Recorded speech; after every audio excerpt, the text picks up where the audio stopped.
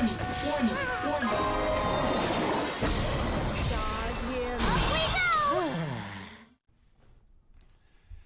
guys, it's Lohpally here with another video, and today we're going to be going over the top 5 supports for 9.3. The most noticeable things in this patch, by the way, are mostly itemization changes for the AD carry. So AD carries are going to be a lot stronger, and there's going to be more emphasis on potentially building up crit AD carries. Whereas beforehand, it was more about Lucian and Ezreal, and how they early spiked in the early game. So we'll just jump right into our tier list and go with number 5, which is Alistar. So the reason why Alistar is still here is just he provides a really good front line for his team. He's very easy to play in most cases since his combo is really accessible to most people. And even if he doesn't have great items, his ultimate allows him to be very tanky in the front line. Because of this, he comes in at number 5 and is always reliable. So jumping into our rune selection for this champion, we'll be running Aftershock. And then afterwards, we're usually going to be running Demolish in most cases. After that, in this tree, we're mostly deciding based on the circumstances of our lane. If there's a lot of poking that's going on, then second wind's going to be your best bet. Bone playing can be taken if you feel like you're going to all-in a lot and you're against another all-in champion. Examples of this are like Leona, Thresh, Braum, or Tahm Kench.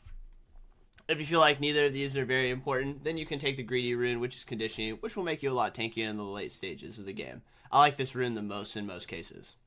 After that, we're going to be taking Overgrowth since it just gives you a lot of HP in these circumstances. After that, we're going to be looking at the Inspiration tree, which is going to be our secondary tree. Now, most people will usually choose between Biscuits or Minion Dematerializer and Hextech Flash. This is mostly based on personal preference and how easily accessible the cannon minions are. In most cases, though, if you're against a poke lane, usually you would think that taking the Biscuits is the best bet, but I usually like to take the Minion Dematerializer so that it gives me push advantage, and so I don't get harassed when going for the cannon minions. This is mostly personal preference, though, and it's up to you what you decide to do. After that, we go down to our stat itemization. In the offense tree, we're going to be usually taking the 10% attack speed. The reason for this is it's usually hard to get value out of the CDR rune because it's levels 1 through 18. And as you know, you don't level very fast as a support. After that, we're looking at our flex rune, which is mostly just correlated with our defense rune based on our matchup. If there's lots of poke in the lane or magic damage dealers, Zyra, Brand, and Karma come to mind, then we're going to be taking double magic resist. If we're not in that circumstance and we're against more of a traditional lane, we'll use the example of maybe Nami and Lucian, or maybe a Braum support, then we're just going to take double armor. You can kind of mix and match just based on what your circumstances are. Just make sure that you're never taking the health as the same purpose behind the CDR rune, which is you don't usually level very fast, and the health is 1 to 18. When it comes to itemization, it's pretty straightforward. We're just going to be trying to get our hands on Moby Boots and upgrade our relic to the tier 3 as fast as possible. The reason for this is it gives you a lot of health, extra gold, and CDR. It's a very efficient item, and it'll give you an extra ward, which is kind of just an added bonus, not really the primary purpose of it. After that, I usually build Zeke's as my first item. The reason for this is you usually combo into a fight and use your ultimate quite early. Having this extra slow NCC makes it easy for you to ramp up your trample and auto-attack people. On top of that, it just has good stat itemization as it gives you armor and MR. After that, we're going to be looking at basically Knight's Vow and Locket. The order in which you get these is mostly determined based on the team comps you're playing against. If there's lots of AoE damage or magic damage, then you get the Locket first. If there's a lot of physical damage or champions are diving your AD carry potentially, then you can get the Knight's Vow first. After that, the last item is mostly up to you, but usually Stoneplate is going to be your best bet since it just gives you more armor and MR, and it has a really good use effect since you don't need to deal damage in any team fight. So, jumping into number 4 is going to be Soraka. Now, Soraka has appeared on this tier list just because of the fact that I think AD carries are going to be very important to protect, so the premium value on backline defenders is very valuable. Because of this, Soraka comes in at number 4, and she's actually really good and powerful in lane. Also, I think that with the nerfs to Ignite and the buffs to PD, which give a shield under 30%, I think that there also will be opportunities for the AD carry to potentially run barrier and the support to run heal. Soraka does this actually the best, so I think she'll be quite powerful in this regard. When it comes to runes, it's mostly actually determined by your decision making. So in most cases, you're going to take Airy, but you can actually make an argument for Comet if you really want to pressure lane and you don't care as much about scaling. This is mostly your personal preference and your lane matchup. So examples of this is if maybe I'm playing with a Caitlyn or a Varus, champions that poke really, really well and complement my poke, then I'm more willing to actually opt into Comet because it's a lane-focused ability and I want to be able to do as much damage. If maybe you're laning with someone that you're either not comfortable laning with, or champions that just don't poke with you, then Ares is a fine secondary. After that, we're going to be taking Mana Blow Man no matter what, just to make sure we don't run out of mana. And I've still been a big fan of Absolute Focus, even after the nerfs, but you can make a case for Transcendence if you feel like your games are going long enough, because all of your items build out of CDR, so it'll eventually give you more AP in the later stages of the game. But if you want to be more lane focused, I'd usually recommend being Absolute Focus, since you want to be crushing your lane in most cases on Soraka. Same concept is basically applied with Scorch versus Gathering the Storm. If you're laning with someone who's poking really well with you, then I'd probably opt into Scorch, since you just want to have as much pressure as possible. Examples of that, Caitlyn, Varus, etc. If you feel like you're still going to poke, but you're not going to get complimented nearly as much, since Scorch damage is a little bit lower nowadays, Gathering the Storm is actually completely fine to go into. After that, we'll be taking the Resolve tree, and we're going to be opting into either Second Wind and Revitalize, or Conditioning and Revitalize based on your matchups. So if you feel like you're going to get poked a lot in your lane, and you're trading quite frequently, then Second Wind's going to be the best. But if you feel like maybe you're against a lane that's going to all-in you, or a lane that's not going to create too much pressure in you, maybe you're against an Alistar, Braum, Tahm Kench, etc., then Conditioning is actually a little bit greedier, but makes you tankier in the later stages of the game. Since Soraka gets usually tunneled and focused a lot in team fights, I've actually really liked this rune. And then Revitalize is just really good because usually your ultimate is under 50% health anyway, so you get a lot of healing bonus. Plus, if you decide to build Redemption, you get a triple multiplier. So instead of 5%, you get 15% extra healing on Redemption, and the extra 10% under 40% will then turn into 30%, for a total of 45% bonus healing. Been a big fan of this setup, pretty much only run it for the most part. After that, for the offensive tree, we're going to be taking 9 Adaptive Force. And then for Flex, I also opt into 9 Adaptive Force, but you can make arguments if you're concerned about either being poked out by magic damage, you can opt into double magic resist, or if you're worried about getting all in, you can opt into 2 armor runes, which is completely fine in this case. But for me personally, I've been mostly going into the 9 and 9 Adaptive Force, respectively. After that, your defensive tree is just mostly based on what you're laning against. Mage damage dealer, 8 magic resist. Traditional lanes, Lucian, Ezreal, etc., with just a traditional support, maybe like Nami. If you're not trading a lot with them, then armor is completely fine. It's mostly up to you in this case. So when it comes to itemization, we're going to be usually starting with the Spell Thieves. You can make arguments for some cases to go coin, and that's mostly up to you, but since Soraka's Silence comes up quite frequently and is very easy, even if you're not maxing it, to just generate gold and pressure in the lane, I've just been a big fan of Spell Thieves. After that, we're going to be getting our Lucidity boots. Just getting as much CDR as fast as possible feels really good on the champion, and even if you overcap, it's very valuable to get it early. After that, I've been a big fan of going Redemption first, because I like to sit mid and then potentially Redemption either side lanes and have the ultimate accessible. Plus, I like Redemption because of the fact that if someone's trying to dive me personally, I can use the Redemption to protect myself. You can opt into the Athenes and maxing E first, but I've not been a big fan of it. I've only usually put 2 to 3 points in E in the early stages, which is the Silence, by the way, and then I end up maxing W just so that it curves out really well. It's mostly up to you and your personal preference on this, though, and I wouldn't recommend it, but I've seen people do it. After that, we're going to be getting ourselves a Mikhail's. I really like this item just because it turns your mana regen into health regen, and since you use health as your primary resource, it just feels good to build this item. Plus, it has really good healing and shielding built into it, which is a really valuable stat for your champion. After that, it's mostly just up to you what you end up wanting to get. Sometimes, if your team is kiting out a lot, I've gone things like Shurelia's. If your AD carry is doing exceptionally well, maybe you don't need to kite. Ardent Sensor is completely fine. You can also opt into things like Zhonya's if you feel like you're getting focused a lot. Maybe a Rengar or Zed is constantly jumping on you.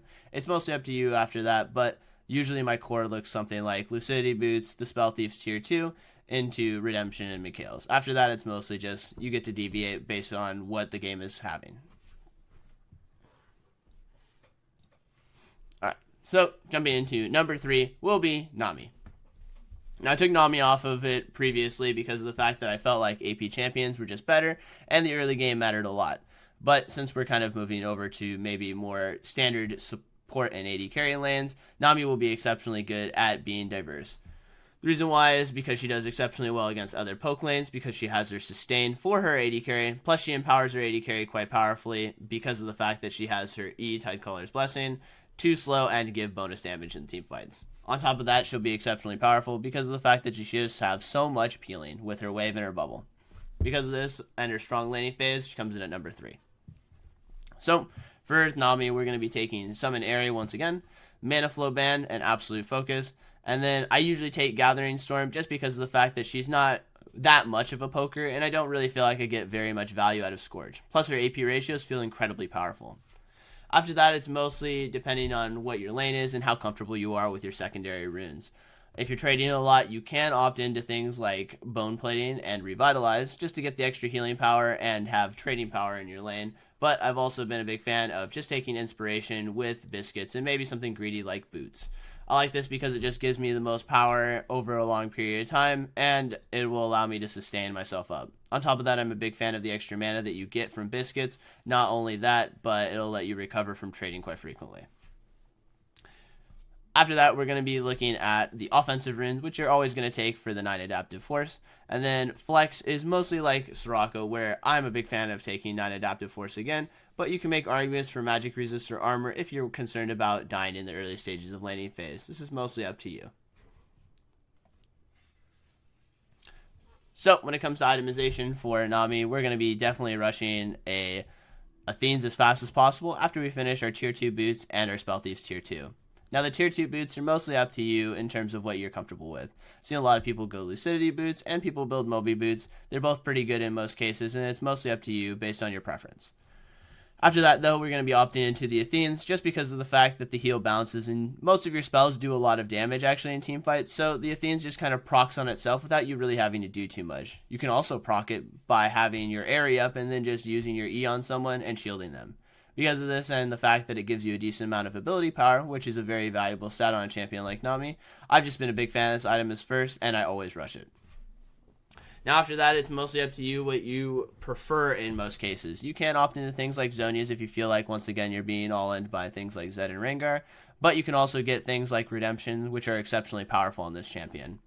After that, it's mostly up to you. You can opt into other things like Deathcap or an Ardent Sensor, but it's mostly just depending on what you feel like the circumstances are. Usually a build for me is if I opt into getting a tier, which isn't for everyone. My build looks like Tier 2 boots, Spell Thieves, Athenes, Ardent, with a with a tier, and then I like to upgrade the tier to Archangels, even though it overcaps me on CDR, and then I get a Death Cap, just because I feel like her AP ratios are exceptionally powerful. Now, tier isn't for everyone, so you can substitute maybe the tier for something like a Redemption, and it still flows out pretty well. Since you get really good AP ratios and the bounce starts actually healing and dealing more damage per bounce after you reach a curvature, I've just been a big fan of this build in general. So, jumping into number 2, which is going to be Thresh. Now, Thresh is just exceptionally powerful because of the fact that he just can lane bully exceptionally well and get his team ahead. Since there's a big emphasis on early game and laning phase because of plates and Rift Herald in the game, getting your AD carry ahead has its very high value. I also like Thresh just because he's diverse in the sense that if you're losing or maybe you're playing defensively, you can Lantern, Flay, and use Box as a zoning tool, but you can also use it aggressively because of the fact that he has adjustable playstyles and he really has a high skill cap. I've just been an exceptionally big fan of this champion. On top of that, he sets up ganks exceptionally well, so even if maybe your jungler isn't behind you, you can throw your Lantern behind and pretend like you are getting ganks and create a lot of pressure that way. So, jumping into the rune setups for Thresh is going to be always Aftershock. I know a lot of people have asked about Guardian. I'm not a big fan of it at all. I think it's very weak. And having the Aftershock for yourself so that you can play around that and create a lot of pressure off of your Aftershock trades feels exceptionally good. After that, for the most part, we're going to take Demolish, but you can make exceptions for it and go Font of Life if you feel like you need that extra power in the laning phase for when you trade. Since it procs off of both your Flay, your Hook, and your Box, it's really easy for you to get value out of this talent. Although you won't be building a lot of HP in it, so it doesn't scale exceptionally well. After that, kind of like Alistar, you're just basically deciding your rune on whether or not you're getting harassed a lot. If there's a lot of harass going in your lane, then second wind's not bad. If you're against an all-in lane and concerned about the early pressure, like Braum, Alistar, Leona, etc., bone plating's okay.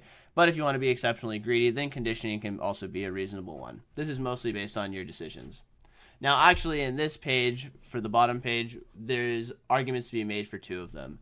Overgrowth is usually what you end up going in most cases if you want the extra HP, But if you intend on doing a redemption build in the early stages, then Revitalize is going to be more valuable. As I talked about with Soraka, you get a triple multiplier value on the Revitalize healing because of Redemption's interaction with it. So if you plan on building Redemption early, then go Revitalize. If you don't plan on building Redemption early, then go Overgrowth. Now, most people do go into the Inspiration, but they usually choose between Biscuits and Minion Dematerializer based on their starting items. If you feel like you just want to scale up, or you're not comfortable playing aggressive, or maybe you don't trust your AD carry to give you cannons, then you should just go Coin and go Biscuits. Now, in cases of competitive games, or if you just really want to opt into the early game very hard, you can go Relic, but I recommend taking Minion Dematerializer so that you can get the cannons in the early stage and not fall too far behind on your quest. After that, it's mostly based on personal preference for your secondary rune, which is, for the most part, Hextech Flash, but I've also seen arguments for Cosmic Insight, which is the CDR and everything. It's mostly based on what you're comfortable with, and that's kind of how you dictate what you're going to end up doing there. So, for offensive, we're going to be taking the 10% attack speed once again. You actually auto-attack a decent amount on this champion, and it feels relatively good to have the extra attack speed, just being able to weave auto-attacks in between your flays, and also be able to help push the lane. After that, when we get to flex, it's mostly actually up to your preference. Sometimes I actually opt into Adaptive Force just to get that extra AD and damage in my lane. If I'm against the lane, I feel like I can pressure a lot. So maybe if I'm laning with something like a Lucian that wants to play up early, and I'm against maybe like an Alistar or Leona that are relatively weak in the early stages, then I opt into this Adaptive Force. In cases where I don't do that, though, then we just kind of double down once again for armor or magic resist based on where the damage source is coming from. If I'm against a Zyra, a Brand, etc., then I'm going to do double magic resist. But if I'm against something like a Lucian Nami, then I'm going to go double armor. So when it comes to itemization, it's actually pretty important to identify what items you start with and how you want to deviate. So, in cases where I do actually go for the Relic first and Moby Boots, I upgrade the Relic to Tier 3. And then after that, I'm a big fan of actually getting the Redemption, and that way I'm also running Revitalize in this case. I like this because it just gives me a decent amount of mana regen and a decent amount of CDR. Plus, it's a good one-item power spike. You're never going to feel exceptionally good about the items that you build on Thresh, so it's mostly about just kind of picking what you're comfortable with and what your style is. After that, I usually end up looking at something like a Locket, since I built a lot of HP already, and I want to have some armor and MR. And then maybe after that, the third item will look like a Zeke's, and then a Stone Plate afterwards to fill out my build. In cases where maybe I go the Coin, I'm in a solo queue game, and I've opted into Biscuits, I do still like the Redemption build, but if I don't do that, then it's probably a Zeke's first, then a Locket second. Then actually what I've been doing in lengthy games is actually going Warmog's third, which sounds a little bit weird, but it covers a lot of your HP. Since you've built a Zeke's and a Locket, you've already got 90 armor and MR, both on them respectively. And then after that, my last item is usually something like a Bone Plate anyway, or a Stone Plate anyway. So, last but not least, it's going to be number 1, which is going to be Zyra. Now, I know some people have seen nerfs on Zyra where her mana regen's been hit a little bit and the plant damage has been hit a little bit, but in general, this doesn't really have too much impact on her. Her numbers are still exceptionally strong, and she does a ton of damage in all of the team fights, plus the fact that she has really good utility with her root and ultimate still relies on her ability to create pressure in the lane. Because of this, she comes in at number 1. I've been a big fan of her pretty much since the new season has started. So, there's 2 ways you can basically do runes for her, and I've been a way bigger fan of this one, which is going to be Sorcery with Arcane Comet. Since your plants can proc Comet, I've just been a big fan of it in general, and it can reduce the cooldown on Comet when they hit players. Because of this, it allows you to play around procs very well and create a lot of pressure in lane. After that, we go Mana Flow Ban, Absolute Focus, and then you usually just choose between Scorch or Gathering Storm, based on whether or not you feel comfortable creating pressure in the early laning phase. For the most part, I've liked Scorch just because it can proc off your plants and it's relatively easy to get value out of. After that, I've actually been doing 2 different deviations when it comes to my secondary setup. If I'm against champions or lanes that I feel like can kill me a lot, then I usually opt into Conditioning Overgrowth. I've actually really liked this rune setup as of late, because once I get out of laning phase, it's actually exceptionally hard for me to die, since I have a lot of extra armor and MR, and I'm always scaling. Plus, on top of that, all of your items build health too, so you're actually very, very tanky once you get to the mid game. I like this if I'm against a lot of champions that I feel like can kill me quite easily. Zed, Rengar, LeBlanc, etc. on the enemy team. If you decide that this isn't a rune setup for you, or you are playing against champions that are poking you more frequently, then going Inspiration is completely fine with something like Biscuits and Boots. This is mostly based on personal preference though, as it kind of deviates based on what you like. So the other second rune setup that you can run too is running Domination with Electrocute. A lot of people seem to like this rune page. I'm not personally a fan of it since you need 3 separate attacks that proc it, so your plants don't just auto proc it by itself, but for some people they really enjoy it. After that, you're usually just going Cheap Shot or Taste of Blood based on your personal preference and how frequently you trade or get poked. Then after that, you're going to definitely be taking Eyeball Collector, and then Relentless Hunter, which gives you the movement speed out of combat. I really like this rune, especially on champions that I feel like I'm going to build Sorcerer Shoes. That way I can still have the movement speed equivalency of having mobility boots without actually buying them. Then after that, you're going to be taking the Sorcery Tree with Mana Flow Band and Absolute Focus. This gives you the most damage in lane, and make sure that you don't run out of mana. Regardless of what rune setups that you're going to be running, though, you're going to be looking at the offensive tree with 9 adaptive force and the flex one with 9 adaptive force too. Since you can spawn plants from really long range and harass people, it's just better to opt into as much AP as possible. After that, it's personal preference on armor and MR based on your matchups once again. So one thing to note too is in this tier list, we did not actually have things like Brand in it. That's just because of the fact that I feel like a lot of long-range champions are going to probably come back in bottom lane, and I just felt like Brand kind of got outranged by most of them, so I didn't really like him anymore. Anyway, guys, I hope you enjoyed this video. Don't forget to like, subscribe, and comment in the section below, and hit that bell and whistle for notifications on my next video. I'm Lohpally. I'll see you next time. Peace.